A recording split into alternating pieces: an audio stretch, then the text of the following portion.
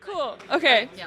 Hi, everyone. I'm Cassandra Yee. I'm a starting PhD student at Cornell this fall, and I'm here with Sabine to ask some questions about her experience.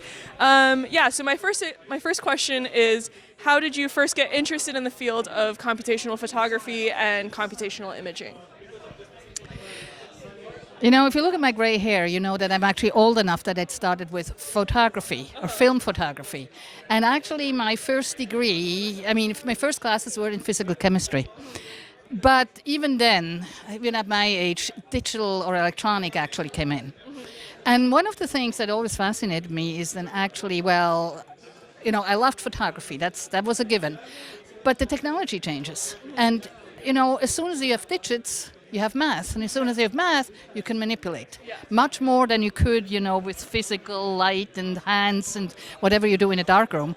And so the creativity of it, not just the research or the scientific creativity, but also the artistic creativity of it, was really fascinating to me. Nice. Cool. Okay, my second question is, as a student just starting out on my PhD journey, do you have any advice for incoming students or students who are interested in pursuing a PhD? Yes. Choose your topic and your advisor wisely. So that is actually one of the things that it is. And I actually am going to repeat myself because I just answered that question to another PhD student. Two things. Really choose a topic, a problem you're interested in. Not a technology to work on, but a problem to work on. Because then you'll learn the technology around. And there's usually several ways of solving a problem. And the other one, really important one, learn how to fail. And the thing is not failing in the negatives, because fail is a negative emotion, right?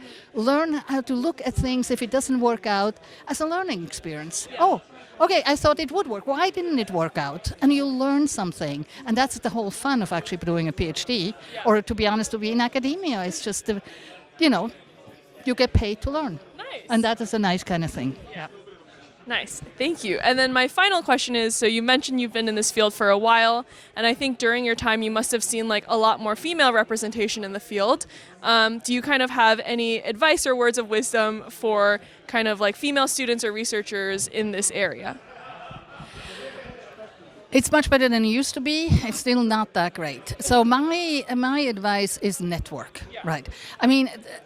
Just network with the other female PhD students, because you can also network with the guys, right? I'm not saying there's anything wrong with it, but sometimes certain sensibilities are more, typical female or something like that. And once in a while, you just want to have, when you're sitting in a sitting, you just want to look at your, woman colleague and say, "Am I out of my mind, or is this really not appropriate? What's happening?" And so this kind of support system is incredibly important.